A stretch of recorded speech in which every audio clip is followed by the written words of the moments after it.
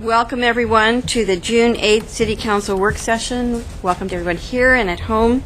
The first thing that we have on our agenda is items of interest in committee reports. And I will start with George. I went to the Mackenzie Watershed Council meeting last month, and we got a really great presentation by Stuart Permiter, who teaches, heads up these student teams that do monitoring on Camp Creek. Camp Creek flows into the Mackenzie River before the intake for the EWEB plant. So it's a real important part of the watershed. And anyway, these teams are from Springfield high schools and middle schools, and they do very sophisticated water quality studies on Camp Creek. The students learn how to, they sample the water chemistry, check for dissolved oxygen, check for nitrate and phosphate content. They also do surveys of the macroinvertebrates, and they do habitat assessments for the homeowners. They work with pretty closely with the homeowners, so they'll monitor their well water, and if they find the presence of E. coli or coliform bacteria, you can see those in a microscope. They have a very, real unique profile. I can spot them if I look in a drop of water. They don't have the equipment to test whether those come from animals or humans. I suppose they have to check the DNA to do that, and that machinery is very expensive, so they don't have that, but they've got lots of high-tech equipment that they use. And if they discover that in the wells, then they'll work with the landowner and try to determine if it's coming from a failed septic system, and then that leads to other problems. But then they turn it over to EWEB. It's a little bit beyond their capability, but then they also do habitat assessment and help the landowners plant trees for shading and get rid of invasive species. And really, by the time at the end of the 4 years, when they graduate from high school, they have some very definite technical skills that they can use and go on, and they're almost ready to be they can become an environmental surveyors. He says that more people at Thurston High apply for that program, the water team, than apply for all of the sports teams. That's how popular they are. All the kids want to get in and learn how to do this. Nice. So that was a really great presentation. Otherwise, the Mackenzie Watershed stuff, tomorrow they're going to be dedicating the newly remodeled Mackenzie Station from 2 to 5. So anyone can take time off, go up, do a little fishing, go to the party up there. It's going to be a nice event. I won't be able to go, but I want to check it out. They've done a lot of work on this station, so it's supposed to be really nice. And I think that's about it. Any other things that you wanted to report on other than Mackenzie? No. Okay. Chris. Thank you. First, before I give my report, I wanted to just recognize that some of us attended the Bravo Breakfast on Friday of last week. It was great. It was really nice to see the alignment between the business community and the arts community. There's a real synergy there. A lot of great things can be accomplished that way, and so it was nice to see the award winners for that. For my committee reports, I have Housing Policy Board. I won't read what's here. You can read it for yourself. But probably the main thing that I would focus attention on, there's really two things. One is housing proposals that we currently have 3 proposals in. You'll be getting those later on in the year. You'll be reviewing those for the awards of money and for the awards of who will actually do them. They're for development sites on County Farm Land Bank, which is on Coburg Road. Nice site, and so we'll be having more information on that as it comes through. And then the second thing is the Housing Policy Board has an enormous interest in what is happening in the Envision Eugene process and how that fits into our decisions about single-family and multifamily residential. And the Housing Policy Board doesn't have a predisposition on that issue, and so they're very interested in knowing how that issue or how that topic shapes out so that it can affect their thinking and planning on what kind of low-income housing is available and can be built in the area. So they just received a presentation. I suspect it'll be similar to the one we get today. And I just wanted you to know that the Housing Policy Board is very interested in where you envision Eugene is going, particularly around the notion of how housing can be made available to lower-income people in the area. Great. Thank you for this, Chris. Mike? Yeah, it says on here they're supposed to have police commission, but that will be on the 13th. I asked Detective Harvey to come and give us a much shortened, abbreviated version of the gang report that he gave at police commission for everybody, but my understanding is that the manager wants to do that in a more expanded version later, but I haven't had a chance to talk with him about that yet. So we'll have a different report next week. Aside from that, I had the chance to speak at the Memorial Day ceremonies at Lane Memorial Gardens out there on West 11th on Memorial Day as a tribute to veterans and first responders. It was a nice ceremony. Had an opportunity to visit to tour with the folks from EWEB on Friday, the Carmen Smith power generation facility up in McKenzie, and then the new reservoir and fish habitat restoration and fish ladder potential projects that they have planned for the upper part of the McKenzie, and then to do some streamside vegetation touring as well, and riparian work that they've done. And I would like to remind people that the Santa Clara Community Organization meeting scheduled for last week is in fact this Thursday night instead. Thank you. Thank you. Is Alan on the phone? I don't think either one of them are, Mayor. Okay. I haven't heard them come in on it. Okay. All right. Well, let's go to you then, George. All right. Well, we were supposed to have our regularly scheduled LTD meeting, EMX Steering Committee meeting last night, but it was canceled due to lack of any agenda items. But if you go over into the Gateway area, you'll notice they're still working on all the construction there, and especially with the redesign of Beltline and Gateway, that it's affecting the LTD route a little bit. But that one seems to be going along pretty good. Now, that's the only committee report that I can't make. So then the other thing was on the 26th, I attended the Harlow Neighborhood Association meeting and had a couple of elected officials, and Mike actually showed up. So he and I go to the Cal Young Neighborhood Association meeting because that's part of the Cal Young's in my ward. So I invited Mike to come to see how the Harlow neighborhood runs their association meeting. Had a tag team going. Yeah. And then on the 31st, Mayor and Mike and I attended the award ceremony for Eugene Police Department. Congratulations to all the recipients of all the different awards. And there were two officers that were received awards posthumously. Sergeant Weber and Officer Kilcullen and their families were there to accept the awards. And it was a pretty good ceremony. And this Friday, the 10th of June, is the Fire EMS graduation ceremony at 1 o'clock at 2nd and Chambers. Not certain of the time. Excuse me? Not certain of the time. Sorry. Yeah. And other than that, that's all I have. Okey-doke. And Pat? Thank you, Mayor. I will have a Lane Metro Partnership report subsequent to this meeting. Okay. A couple of things did happen over the last week. We Are Bethel, the celebration happened out at Peterson Barn over the weekend, and it was really nicely attended. The weather wasn't what was promised, but it wasn't bad. I thought it was pretty good.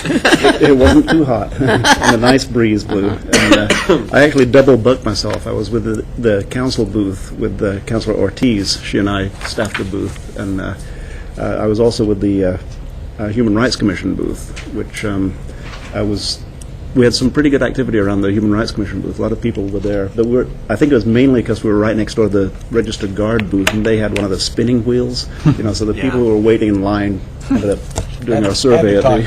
They did. But the staff actually made very good use of the time.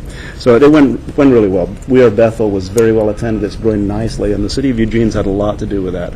I want to commend the staff. They were there. They provided all the assistance, all the support, and just went as smooth as can be. So. Fun. A couple of retirements out in West Eugene. One of note is Joe Ingram. Joe is a longtime jazz band instructor for Shasta Middle School, award-winning jazz band. Additionally, he did Willamette High School for a while, but he's been around for a long time. Joe's the type of musician who could really have chosen anything that he wanted to do, and he chose to teach kids. And that's what he's done all of his life, and he is retiring. We had a large retirement party over the weekend, and he's going to be missed, but he's left a wonderful legacy at Shasta and at Willamette High School. The jazz band, once again, has won award after award, and Joe's been instrumental in making that happen. Also, retiring from the Bethel School Board after many, many years is Wayne Watkins. He's finishing his term. Wayne, years ago when I first got on the Bethel School Board, Wayne had been around a long time, and he's been on there ever since. He's a piece of history of Bethel, the neighborhood, the school board. He's been around for a long, long time. We're going to miss Wayne, but we also anticipate that Wayne will not be quiet. That's not his style. So, thank you, Wayne. Thank you, Joe. Thank you. Well, first, I'm going to talk about the workforce partnership, but before that, I just got back from Dodge City, and I was there for a meeting of the National League of Cities Human Development Committee, of which I am chair, and the main thing we talked about was Social Security. We had a speaker from the district office there to tell us about the history of Social Security and some of the problems. And we shared ideas for what we think should be done to keep it healthy. All of that will go onto our fall meeting. We finalize our recommendations for the NLC board. But there were a lot of good suggestions, a lot of concern about the government's borrowing from the trust fund, and also about the attacks on public employees, which are going on currently. But we got some good ideas for things that may be a part of our policy. And while I was there, they heard that James Arness had died. They lost their marshal. The marshal, the current marshal brought me a cup of coffee at 6 o'clock in the morning, by the way. I was looking for a coffee, but they said they had a tribute to him because some of the Dodge City people, they said Dodge City wouldn't be what it is without him, and that they owe him a lot. He was there to visit a few times, I guess, last time in a wheelchair. But back to the workforce partnership, which we also talked about at this meeting briefly, and we'll talk about more. But as two of you here know all about it, I'm sure, because your spouses are on the board with me, and Chris and George, I see their wives twice a month sometimes at the regular board meeting and at the executive board meeting. It's a real partnership. It's in great danger now. Probably everybody knows that from the news and everything. It's in danger of losing funding. But it's a partnership among some local groups. It's Department of Human Services, Oregon Employment Department, Lane Community College, the Workforce Partnership, and Vocational Rehabilitation. And they have the one-stop shop on Oakmont Way, where you can go in and get any adult can go and get help looking for work, retraining for work, finding out what's available, help writing resumes, coaching in basic writing skills and basic math. It's really a great, friendly place. 2 times I've walked in there, someone immediately was ready to help me. I almost applied for a job somewhere. But they've done great work with. It's also, the membership of the board is composed of elected officials, which is why I'm there, and business people and labor people. So it's a great partnership in that way, too. They not only help people look for work, but they also help businesses recruit for the jobs that are coming, and they try to help train people for whatever might be available instead of just for jobs in general. If they lose their funding, there'll be a lot of problems for potential employers and employees. They are already having to cut back on the youth program, cut back on staff. I think so that makes more unemployment. But it is up for reenact. The Workforce Act has never been reenacted. It's just kind of limped along ever since it was started. But now the budget is being cut greatly, and the president's budget suggests cutting it some, but Congress may. There was one proposal that it be cut out completely, and I think it would be very bad for the local economy if we lost them, and for lots of young people especially. That's all. Thank you. Thank you. So I'm going to mention a bunch of things as quickly as I can. Some of you know that Ken Newbeck represented our city at the International Human Rights Conference, because we are one of the cities that are striving to be human rights cities. And he did several presentations, and he helped form the document that came out of that committee. And I'll put that information. He gave a report, and we'll put it in your packet this week, so you can read more about it. But it's a really wonderful experience for our community, and a real great contribution to the discussion on an international level.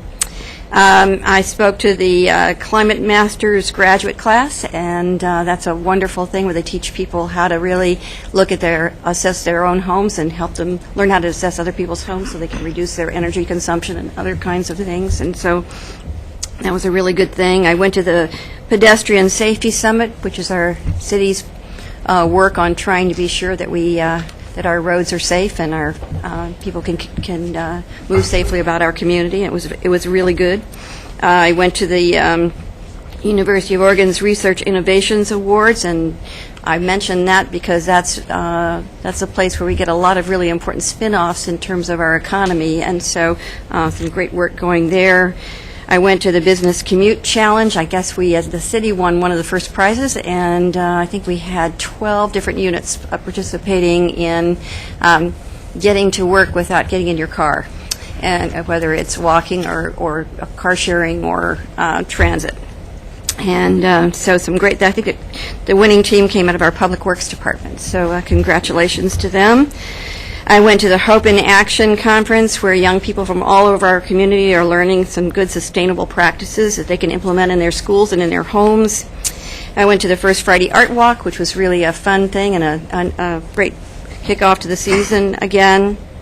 Monday, I went to something that I think is of historical importance in our state and in our community. The University of Oregon has partnered with Cocoon to be the place where all the documents of the tree planters and Farm Workers United documents are kept. And so it's a really a wonderful and a historical kind of recognition of the history of that group that has been striving for workers' rights for such a long time. And then this morning, we did the kickoff to summer in the city. There's a new beautiful picture on the front of the parkade, right across from Mike's office, which I know he's going to love. I have not yet seen it. I look forward to it.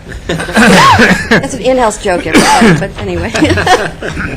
And then I thought I'd wrap it up this morning by saying that, because it so fits what we're doing today, I heard from Terry over here that the city has received the DLCD Star Award for Citizen Involvement for Envision Eugene.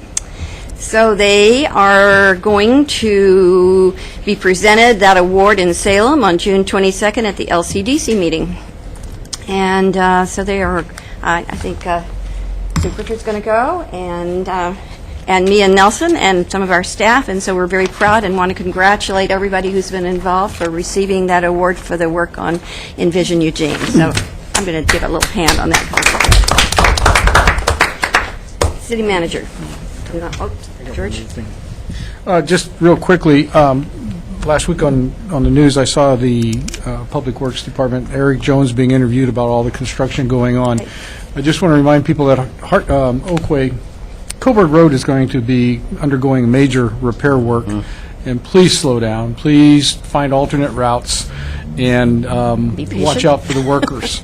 And along with that, I'm glad to see that our safety crosswalks are going in. There's one actually just a few blocks from my house went in. We did have one that caused considerable amount of concern to an individual, and I just want to thank Mark Schoening and his people for working with the person that raised the issues to try to mitigate his concerns. And John, I appreciate the letter that you sent to that gentleman and sending me a copy of it. Evidently, he was not exactly pleased with the placement and size of it, and just I think what it was, he didn't have an understanding of why it was being put in. But I do appreciate all the work that the Public Works people did put into that to try to mitigate those issues. Thank you. City Manager. Nothing to report, Mayor.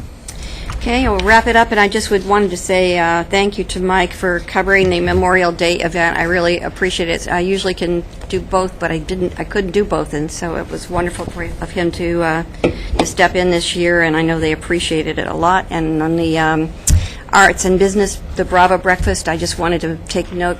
They've gotten a lot of publicity. They probably don't need any more, but I did want to say that the storefront art folks are the ones who got recognized at that event because they worked so hard on and been pretty self-motivated to try to get art in our empty storefronts and to help add to the vitality of our downtown. So with that, we'll go on to our next item, which is the work session item of today, and Envision Eugene. City Manager? Thank you, Mayor, and I'll turn this over to Carolyn. Yes. Yes. And we'll walk us through a PowerPoint.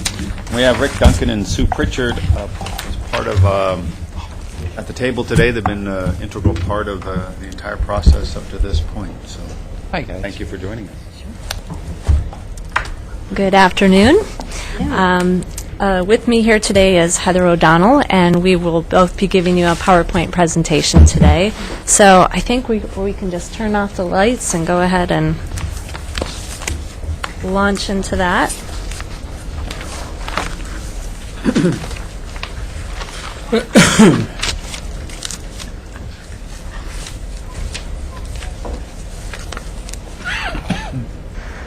So, we are here today really to continue a discussion that we started with you at your work session on May 25th.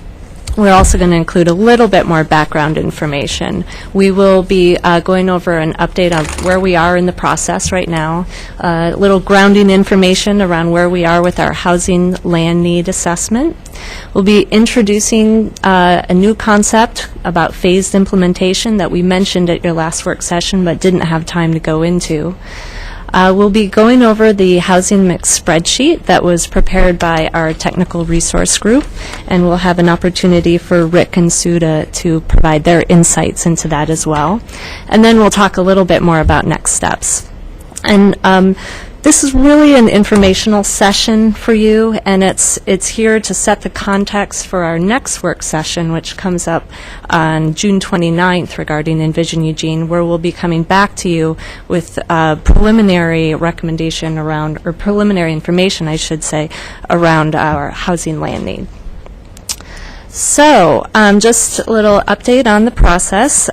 This diagram kind of represents three distinct phases of Envision Eugene. The first phase being community visioning. That's the work that we've done over the past year with our community resource group and listening sessions. And that really resulted in our Envision Eugene draft proposal, which we presented to you on March 2nd. And that marked the beginning of our next phase, which is the strategy refinement, which is what we're currently doing. And that is we're looking at the strategies that were recommended in our vision document. We're putting some data and some numbers around those, and we're getting a better understanding of our land need. And then we'll be moving into our implementation phase, which includes our formal adoption process and putting the programs and policies in place that are necessary for us to really make that community vision come true. And then accompanying all of these different phases, of course, our public outreach and technical analysis, which are kind of our foundational pieces here. So next, I'd just like to provide a little bit of information around the housing land need analysis.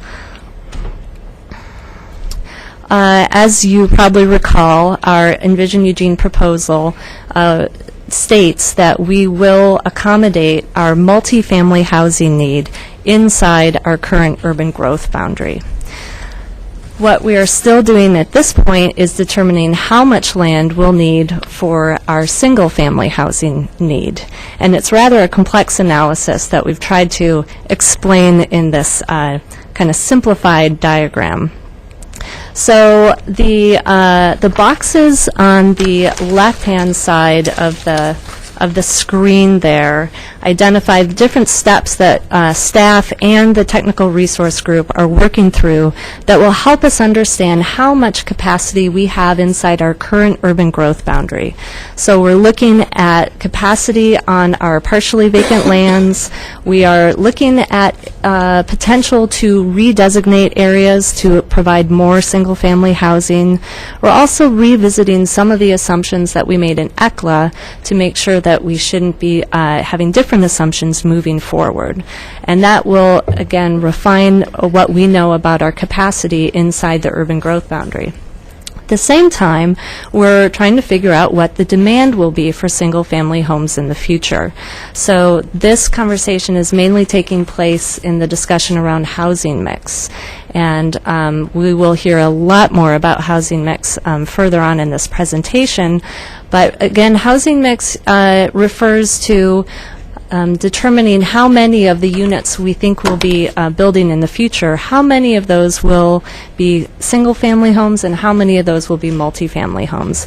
So that information helps us determine what the future demand is, and then combined with capacity, we have a better understanding of how much additional land we'll need to accommodate our single-family land need, and if and how much of an urban growth boundary expansion would be necessary.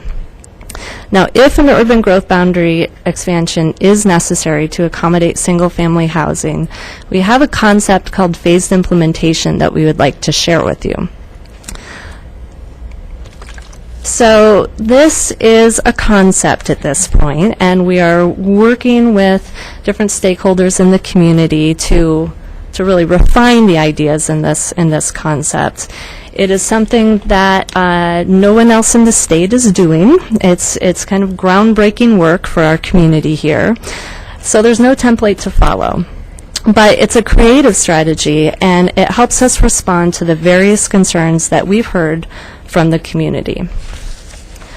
So, as you'll recall, the central focus really of the Envision Eugene proposal is to focus on compact urban development and to limit the need for an urban growth boundary expansion to the extent possible.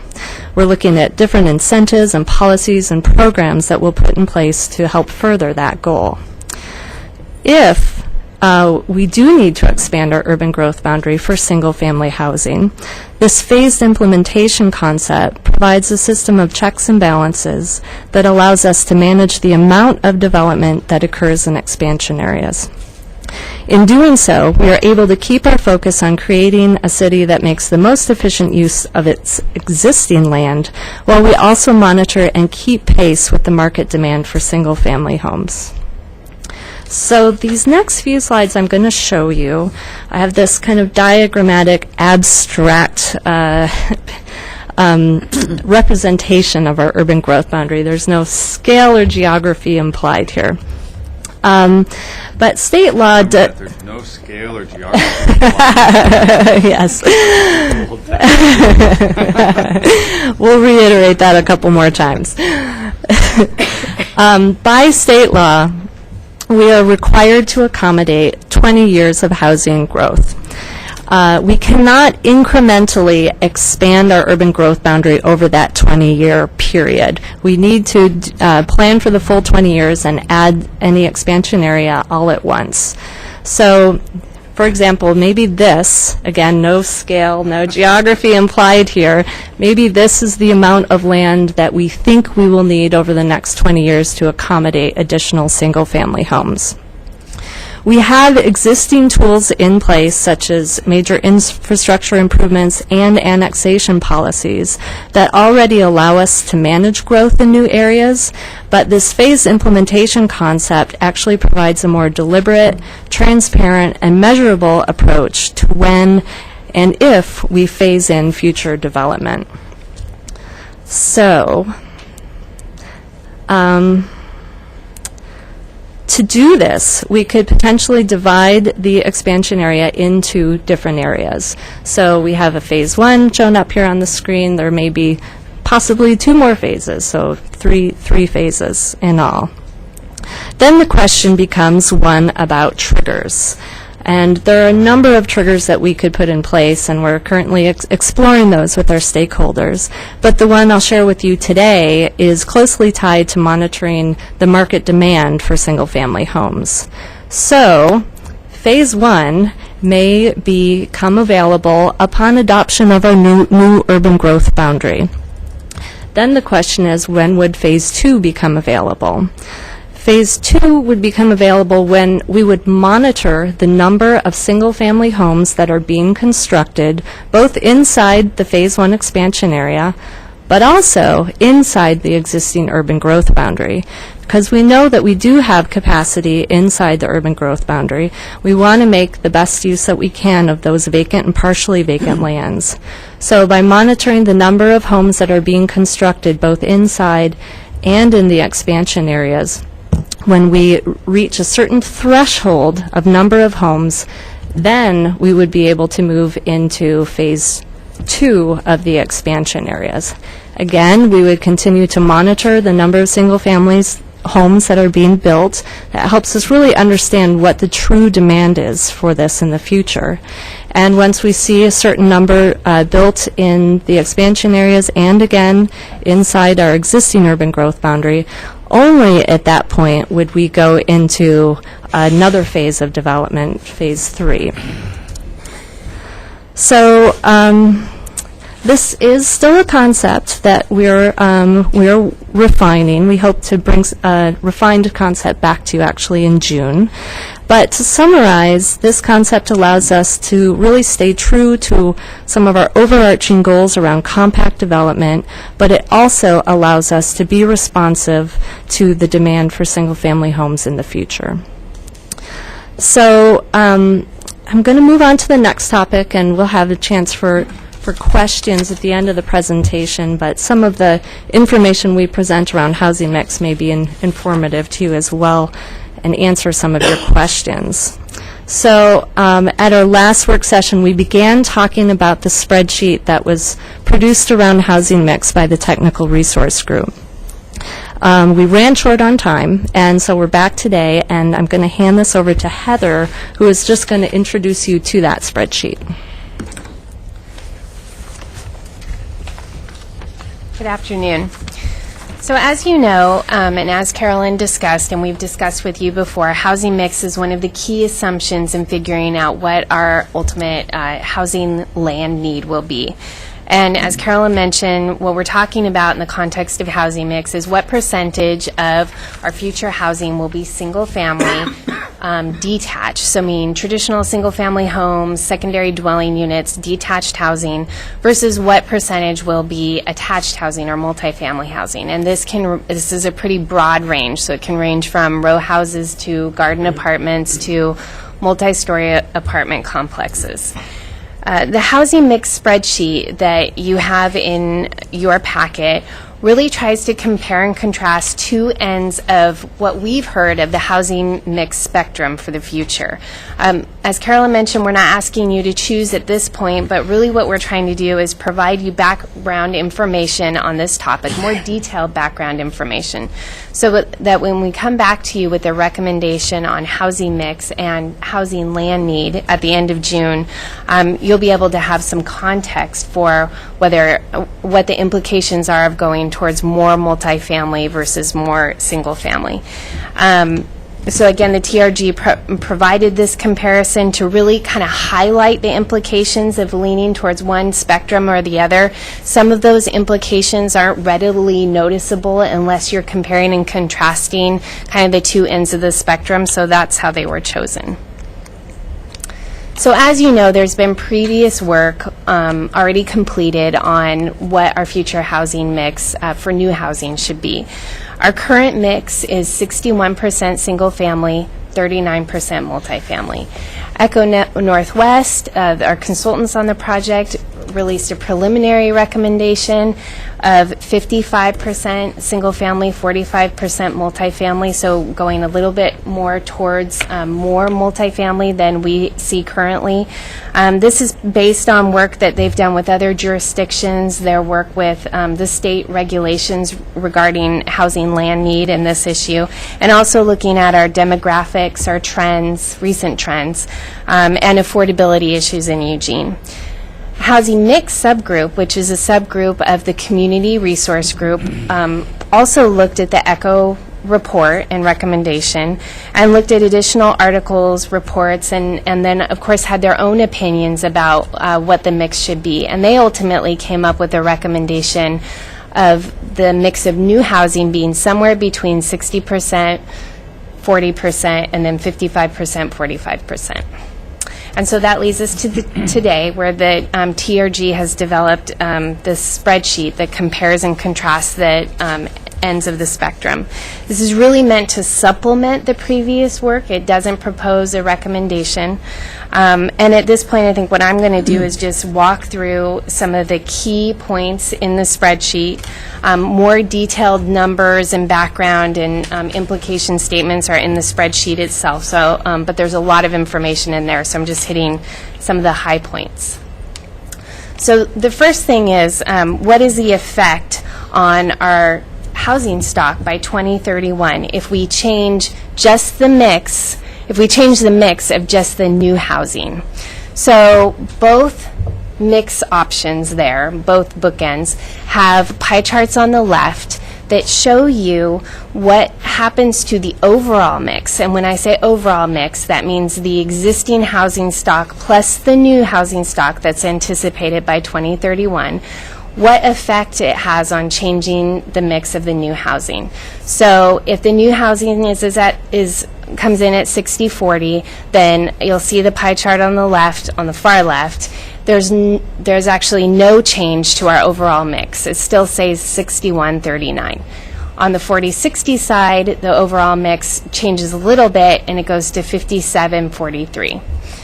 The pie charts on the right of both mix options indicate what the effect is on the new housing just based on those mixes. And so, for instance, if the new housing, instead of being at 61-39, is at 60-40, there's about a 1% shift, and you see that on the pie chart on the right under 60-40. The biggest change that you see under the 40-60 mix is, again, if the mix of new housing goes from 61-39 to 40-60 instead, we would see about a 20% shift of the share of single-family housing going to multifamily housing. So that's where you see the biggest change, is when you're just isolating what's the impact on new housing versus what's the impact on the overall mix by 2031.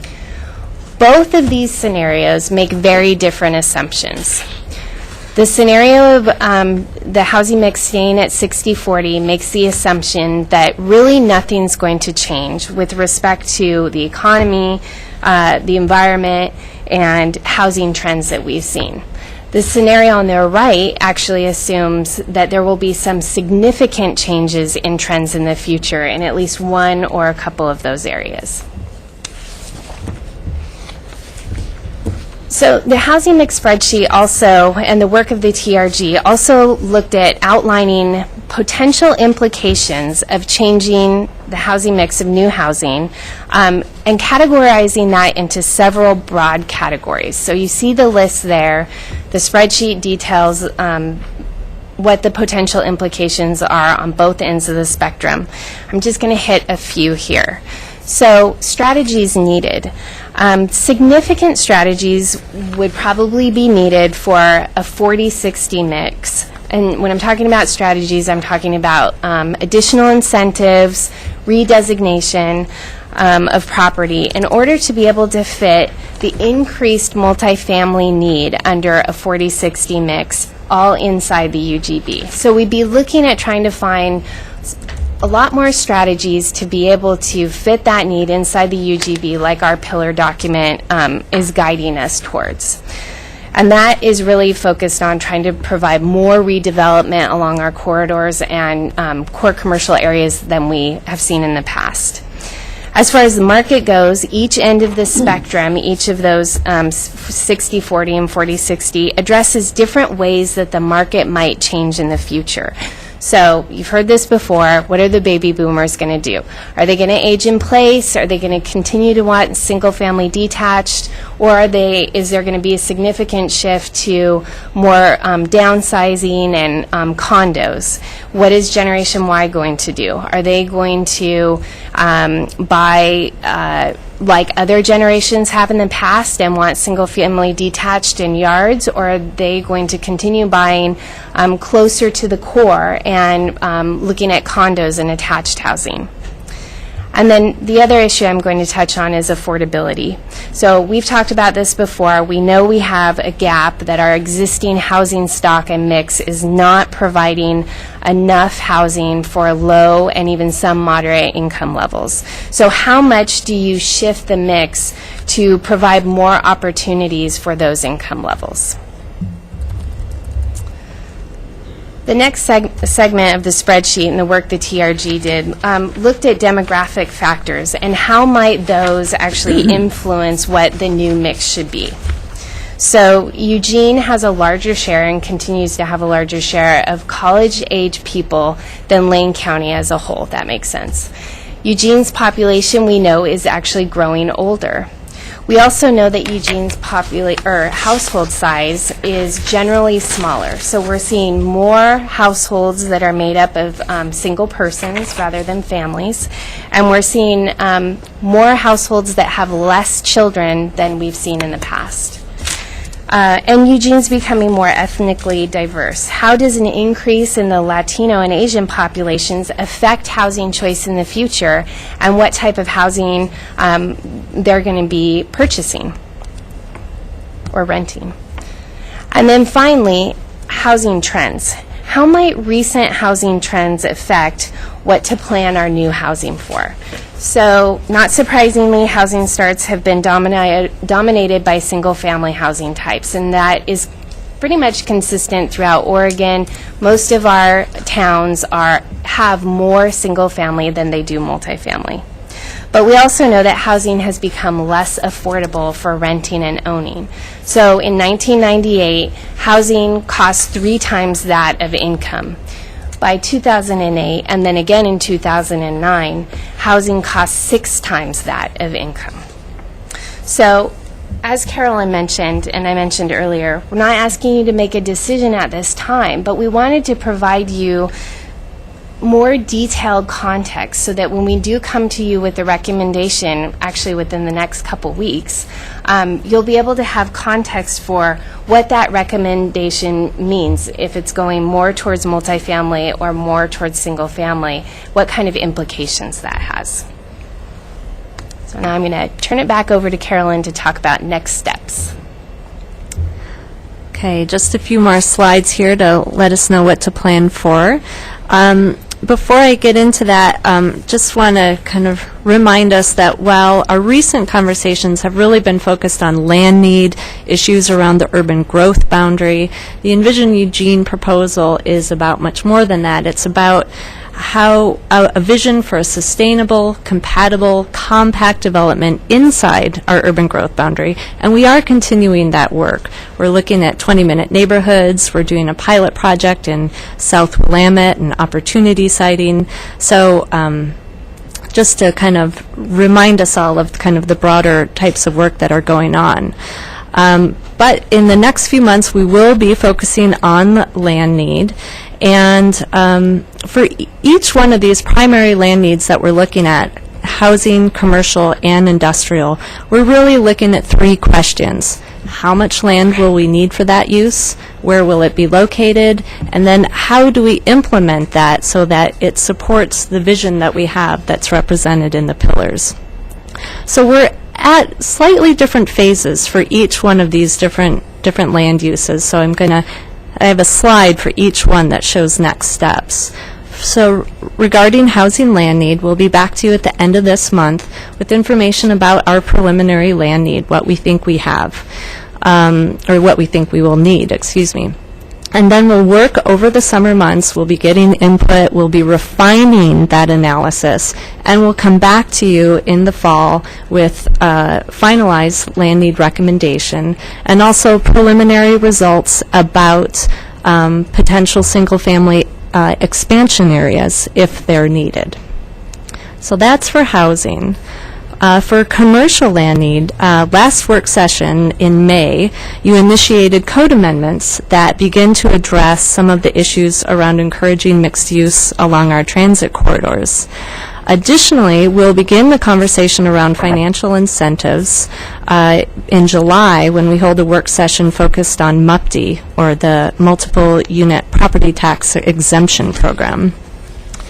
And then with industrial land, you might recall back in March, staff did introduce a land need recommendation for industrial lands, and also council directed staff to begin analysis of potential expansion areas.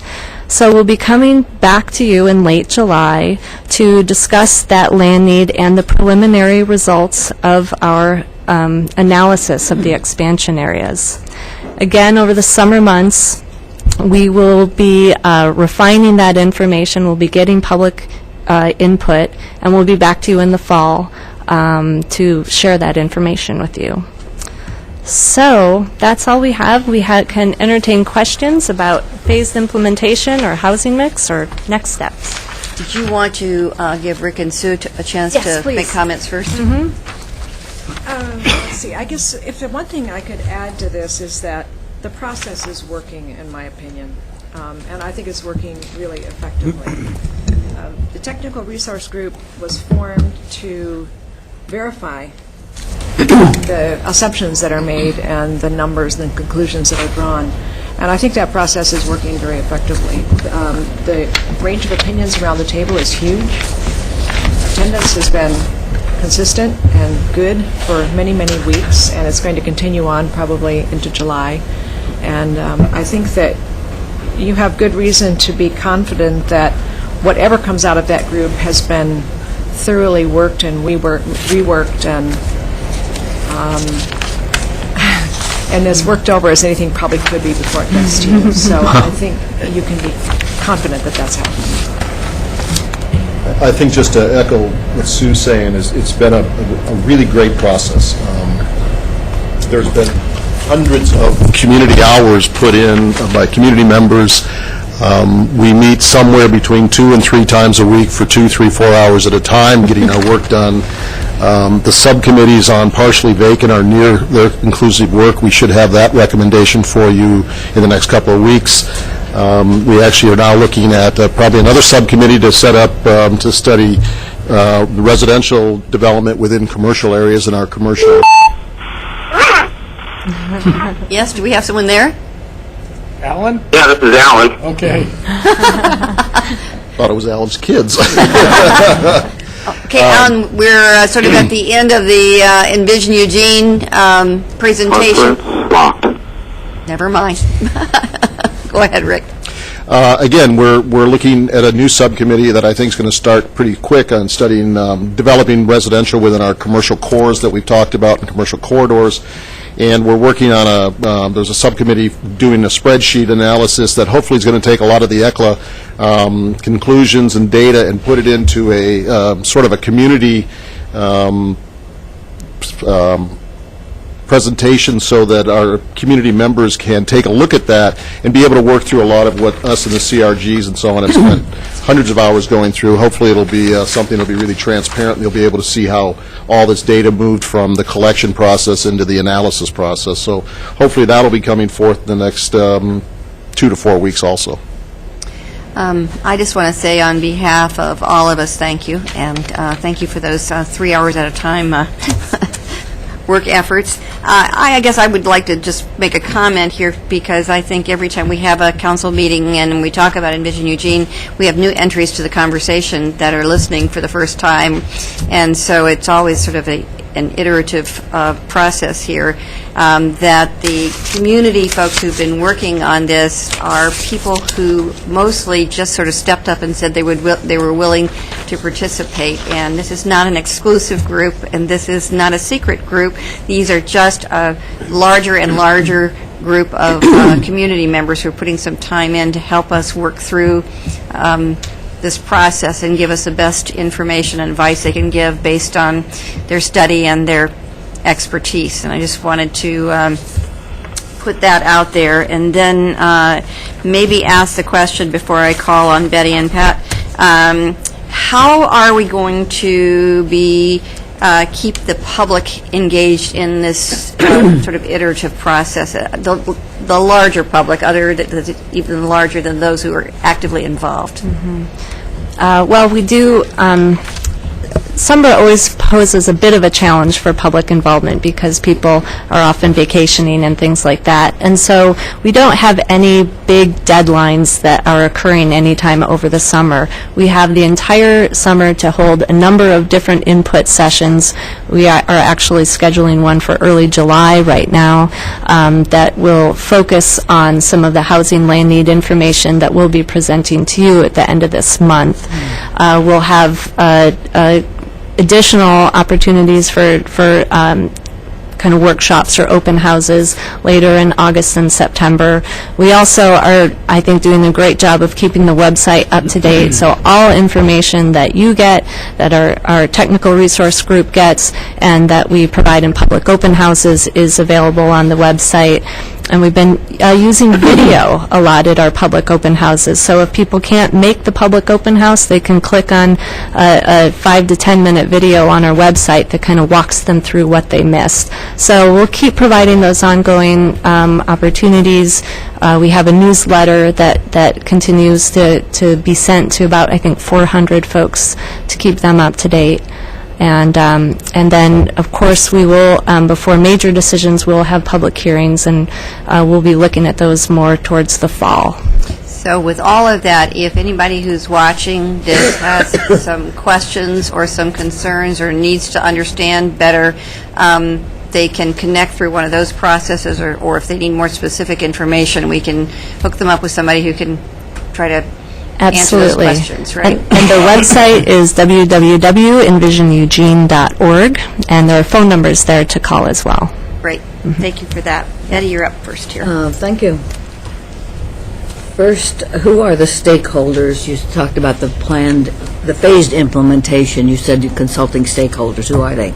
We have a few folks actually from the technical resource group that we're working with. Let's see, Mia Nelson, Randy Leddick, Ed McMahon, and Kevin Matthews is the group that we're targeting to kind of help us brainstorm these concepts. And then, of course, we'll be bringing those out to a larger group after that. But we kind of have a small working group of a diverse working group working on this. When you said stakeholders, is this people who have some kind of interest? Some kind of interest. Kind of involvement. Another question, we'll talk about public input later. Will your conclusions be subject to change depending on the public input? I would say yes. I hope so. Sometimes we say the public can talk now, and then they say, oh, we've worked on this for months and months and years, and can't do anything. You're talking about the ratio of single family to multiple family. If we decide there's going to be a certain ratio, how would we make that happen? If council decides, or city, whoever city, you're talking about. How do we then?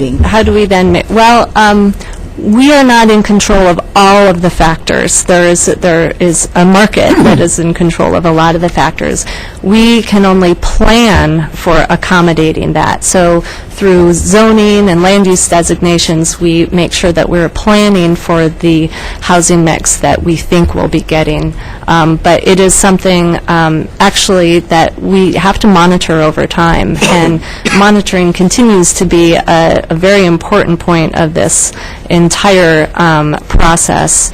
It's something that the phased implementation takes into account. We can really see what's happening on the ground and adjust to that. And I assume that we could just say, this is how much land is available for single-family, Yes? and then when it's gone, it's gone. Mm-hmm. It sounds to me as if you're thinking that, as if the plan now is to expand the urban growth boundary for housing. I get a feel that that's what you're thinking about. Well, True? we will come back to you at the end of June, actually, with our information regarding that. We don't know what that is right now. We are planning for, if there is an urban growth boundary expansion, what are some of the tools that we could put into place that might help phase that in and protect land to the extent possible that we can. What's happening on South Willamette? I'm down there all the time, but I don't see anything. Gosh, well, just recently, there's a lot happening there. So we've been working with a group of neighbors, the Friendly Area Neighborhood, as well as the Southtown Business Association. I know about that, but I just Okay. haven't seen any. Oh, kind of what's happening most recently. Well, most recently, a studio class from the University of Oregon, actually an architecture studio, spent the entire last term developing concepts for how South Willamette might grow and change over the future. And they presented their work in a open house last week, I guess it was.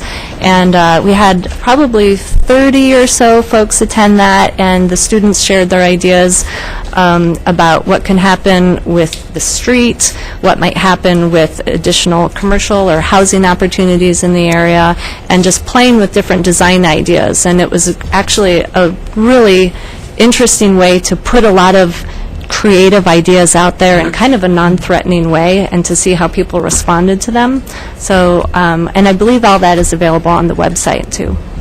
But you said it was I think you said it was an experiment or something, but nothing, it's just planning, Oh, right? it's a pilot project right now. Pilot project of planning, not of doing anything. Yeah, remember, as one of the pillars in Envision Eugene, there's one of the strategies under there that said we want to pilot one of these projects, and the 29th of Willamette is the actual piloting of that particular.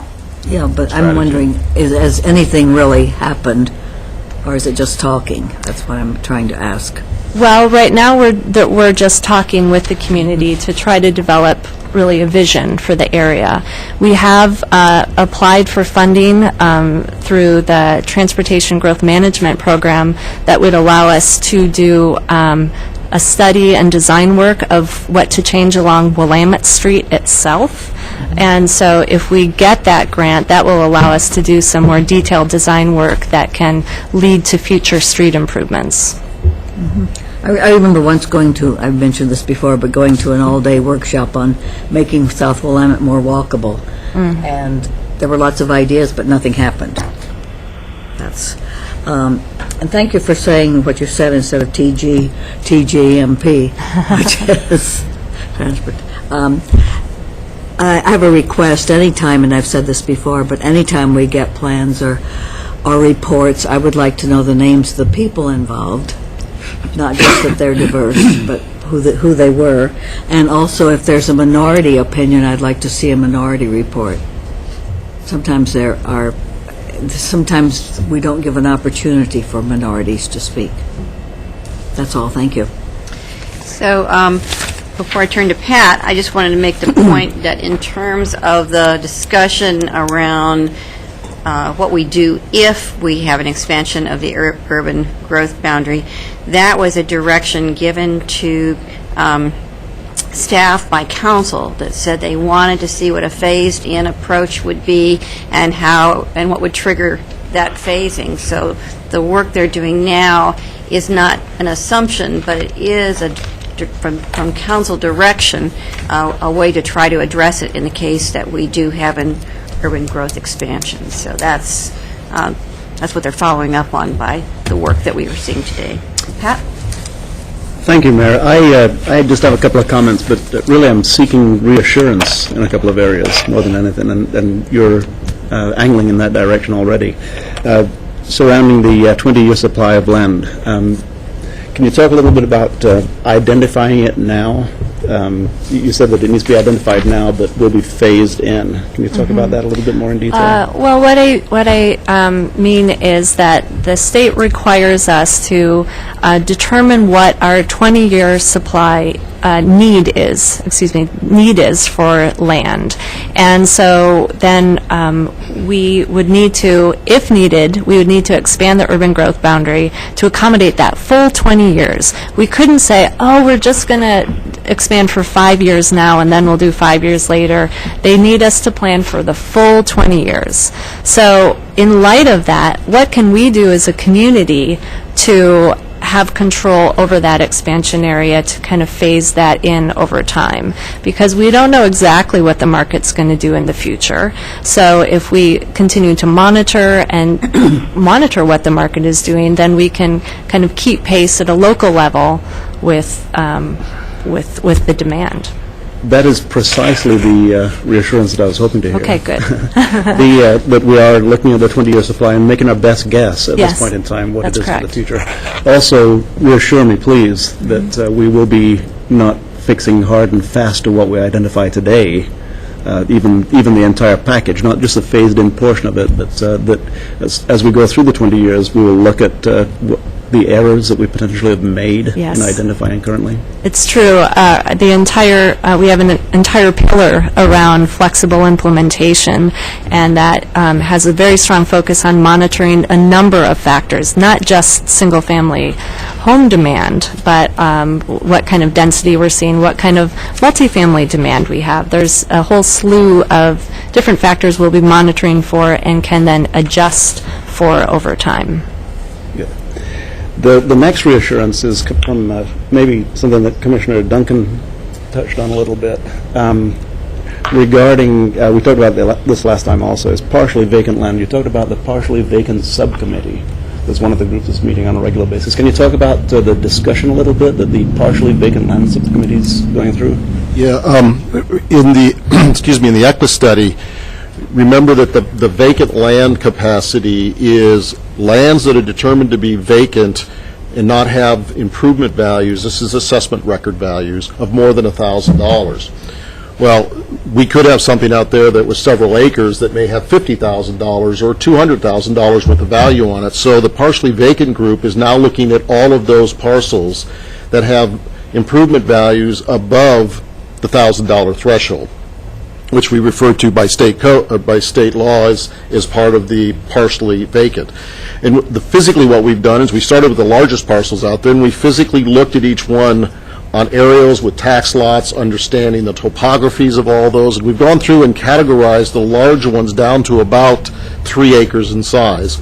And then below that, because we get such a large number of them, I mean, there's several hundred of those, we've looked at categories and we've been sampling different numbers of those. So we're trying to look at properties that may be, as an example, 13,500 square feet, which is the minimum size required to panhandle a parcel. But to do that, it's got to have 65 feet of frontage to it. So we've actually looked at a summary of that type of information, physically looked at some on maps, and have gone through a lot of analysis. We just finished going through everything below a quarter of an acre, which again, there were many hundreds of those, sampling several of them to try to understand. When I say several, we've looked at a lot of maps, we've looked at a lot of locales, trying to understand, do parcels of a quarter acre in size or a half acre in size, do they have additional capacity where someone could panhandle or someone could subdivide and do things like that? And so what we're doing on those is we're trying to come up with some type of capacity percentage, knowing that we've got 8,000 parcels that fit a certain category. Can we go in and say that based on historical data, based on what we're looking for in the future, could we expect 10% of those to be further developed, or 5%, or nothing more than maybe historical? So that's what we're doing and looking at a whole array of those. We've actually now, some of the stuff the staff is doing is taking a look at the larger value improvements that are on small acreage lots to try to figure out if there's any capacity on those. So we're trying to analyze all of that to answer the question, how much can we actually put inside our urban growth boundary on these partially vacant land parcels? Thank you. That is good reassurance also, that you are taking a very close look at lands that are not fully utilized at this point in time.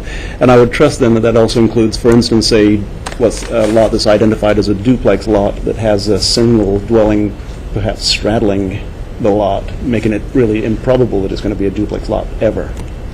Yes, we actually went through some of that. We find that and we use the assessor's record. Unfortunately, the assessor didn't set up their records for land use and for us to make land use decisions, so a lot of it requires us to go back in and physically examine a number of these to try to understand better what the makeup is on these lots. So we're trying to look at pretty much everything that's out there that we believe would have any capacity or potential of any capacity. And that's laborious work indeed. I recognize Been that. several hours. The other type of lot is something that Councillor Taylor spoke about during the Crest Drive discussion, where people perhaps have a half acre of land that has a single dwelling on it. They're not interested in subdividing at this point in time. They're also not interested in paying a full assessment at this point in time. So I take it that you're covering that type of lot also. We're looking at all those parcels. It's not our job to decide if somebody wants to sell it or not, I know. or divide it or not. That's what you get to do. Well, it is your judgment that you're the market. No, I'm sorry.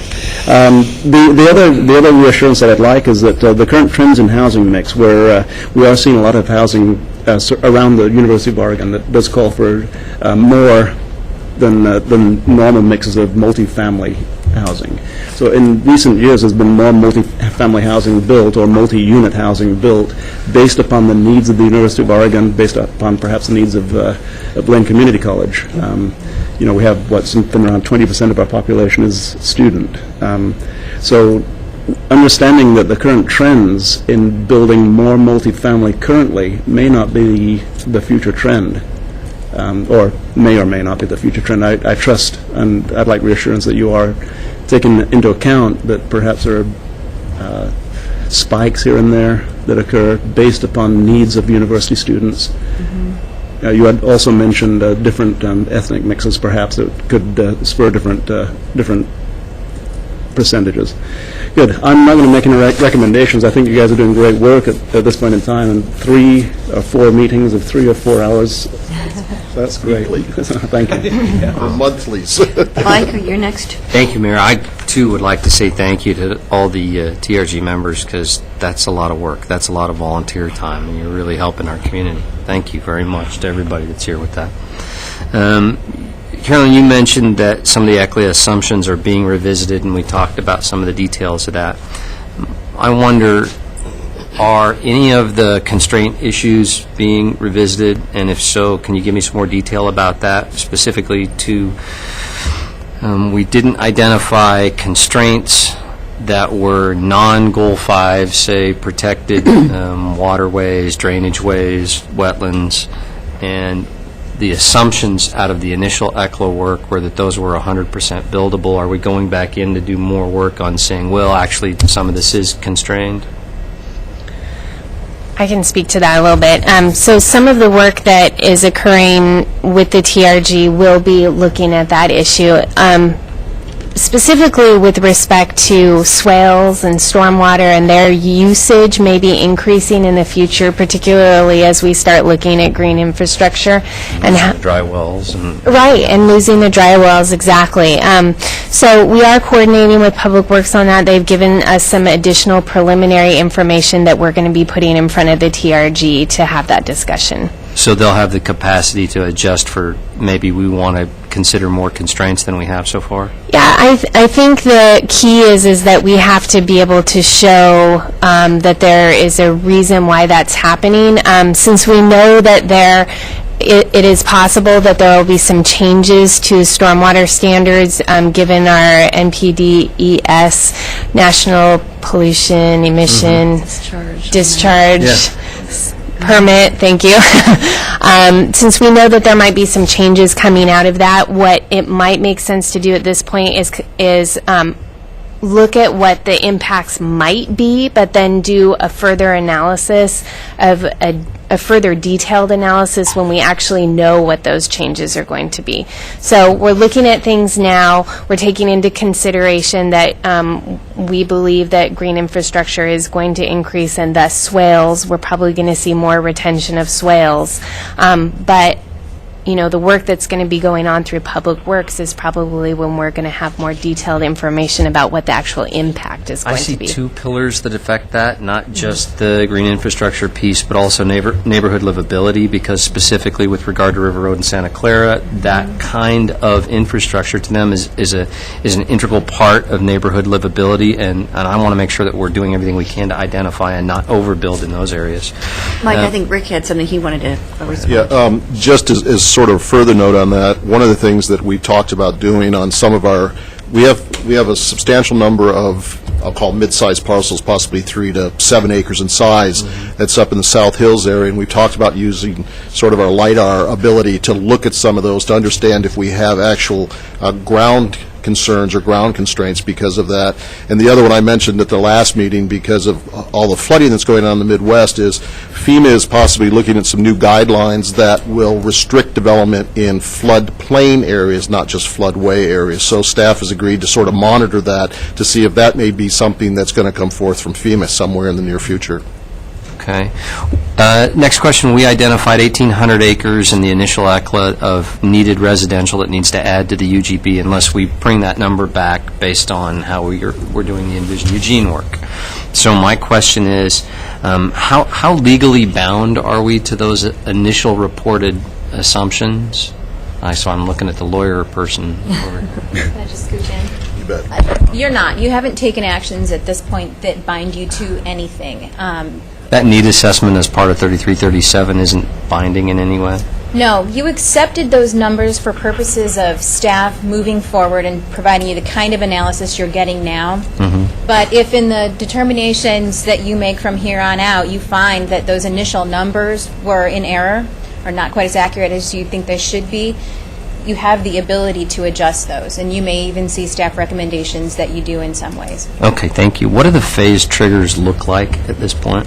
I mean, can you talk to me about how you're going to interact with the marketplace and kind of just ordain when those triggers need to come into play? Well, in the example I provided, it's fairly simple trigger in that we are just monitoring the number of single-family homes that are being constructed over a period of time, and that tells us kind of what the ongoing demand is for that. Will council decide the decision metrics, or will that be something that you're recommending to us? That's something that we will be working with our stakeholders to try to come up with a number that folks can agree upon and are comfortable with. So, and then we'll be recommending that to you. Cool, wonderful. Lastly, you have the current 61%.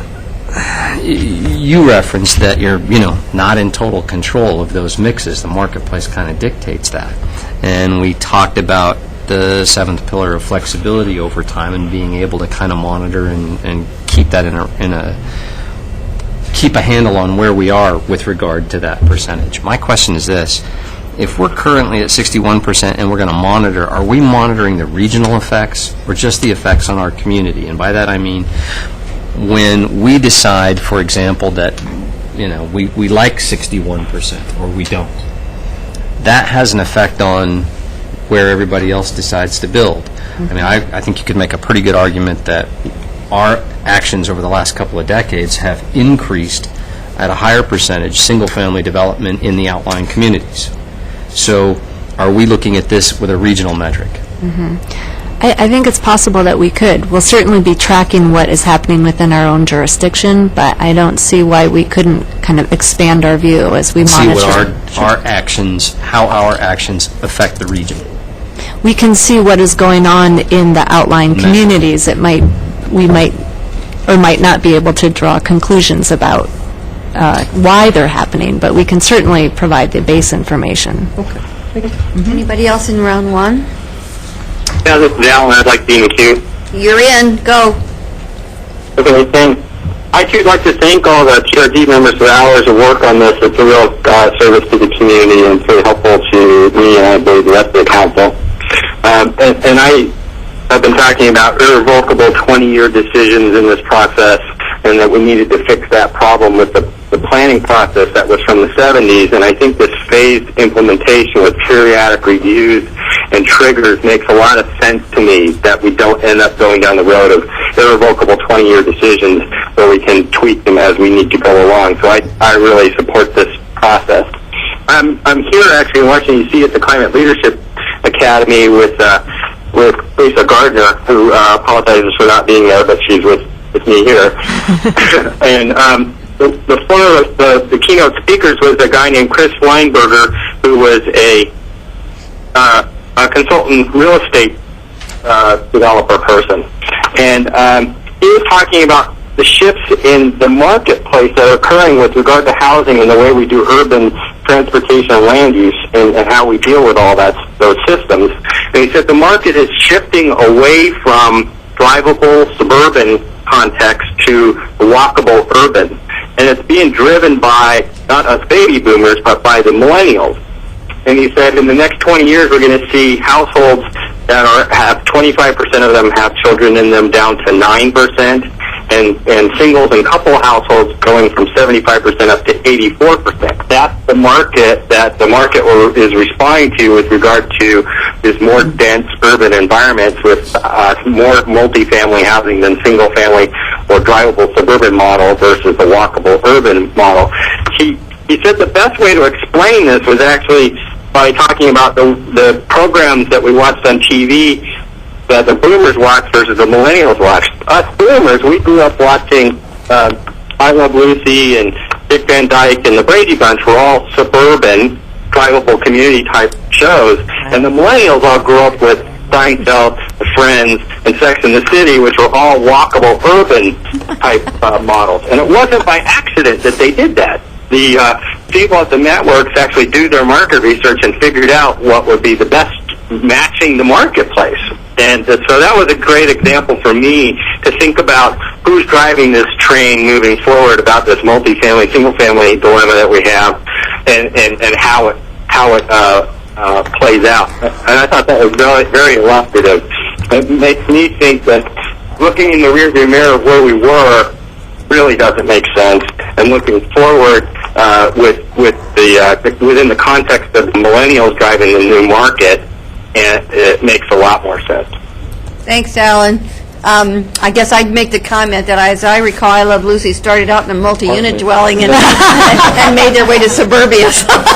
That was the goal. Maybe we're doing the opposite thing right now, but anyway. He didn't watch the he didn't watch the early episodes like you and I did. Pat, you're next. Yeah, just briefly, market trends identified by sitcom writers don't necessarily look at Eugene. And sometimes they do. But actually, Mayor, I think I've received all the reassurances I need, so I'll pass on this. Okay. I just wanted to actually build a little bit on what Pat had been talking about earlier, and I hope that as we do our trying to get our input or involvement in the community, that we will really reach out to some of the growing diverse populations in a kind of a targeted way, because sometimes they're not as accessible, but I think they're important because they're a huge part of, you've taken note of them here, and I'd also want to know, and maybe we already know and I don't know that, I just want to know where we are with capacity for student housing. I mean, we all talk about how much has happened around the university, but I would really like to know where the university thinks they are in terms of adequately housing, not just what they provide, but what is in the community around them. So we would have some notion about whether there is still a market for more, or there may be a market for more, but maybe we don't want to encourage it. I mean, that's the question. Okay, so I would think that both of those things would be good information and good things for us to do. Rick? Would you like a little bit of a response to that? Yeah, I would.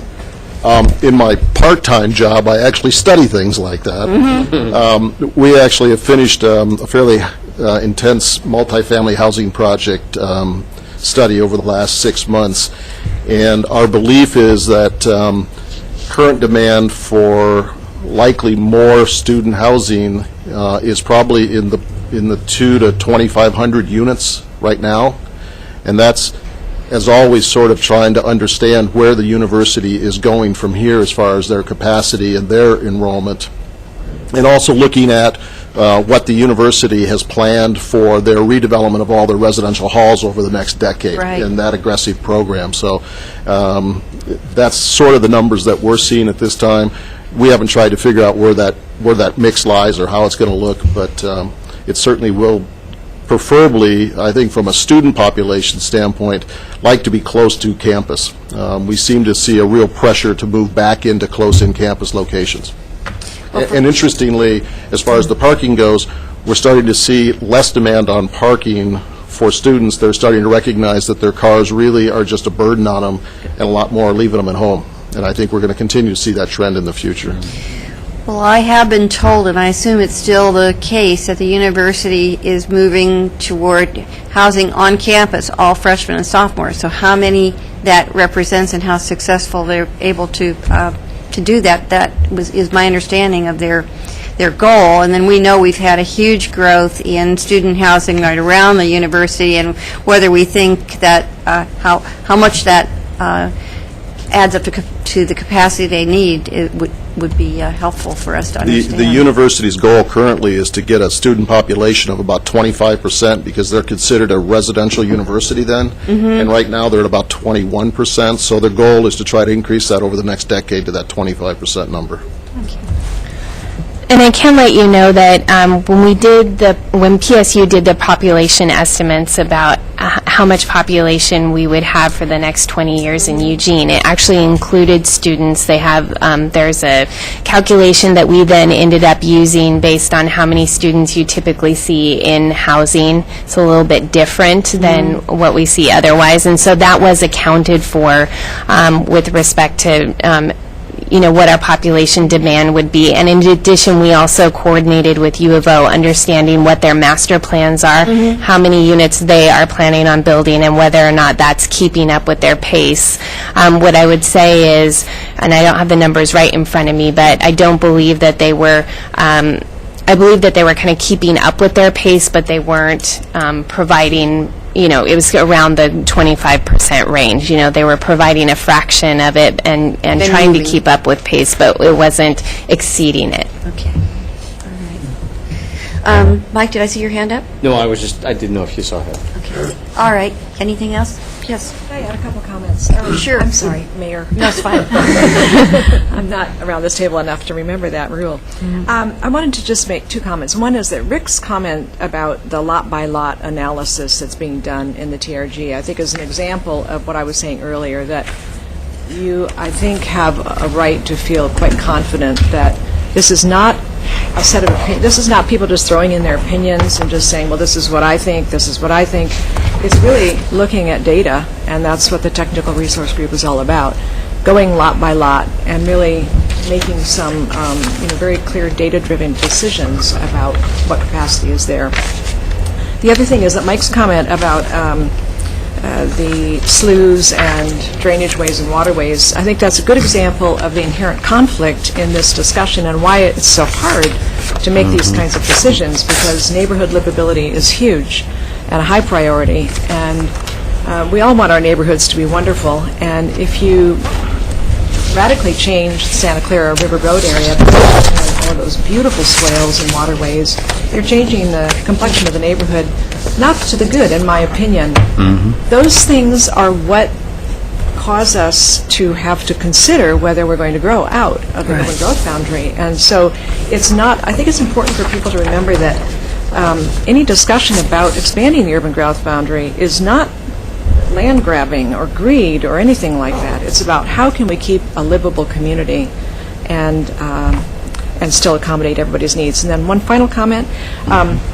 One of the things we've discovered is that a lot of the data that's available to us is not particularly relevant to Eugene. So you get data that talks about Atlanta or LA or Miami, and it's really important that we remember that Eugene is Eugene, and we're not Atlanta. So a lot of the studies that are referred to out there say what they think people are doing and what decisions they're making, but a lot of that information is coming out of community areas that are not similar to Eugene, with a population of 150,000 people, as opposed to 6 million.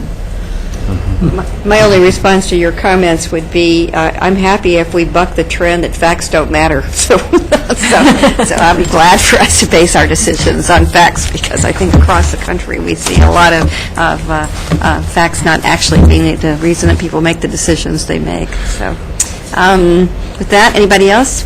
Thank you so much. Appreciate it. Thank you. All right. Thank you very much. Yes.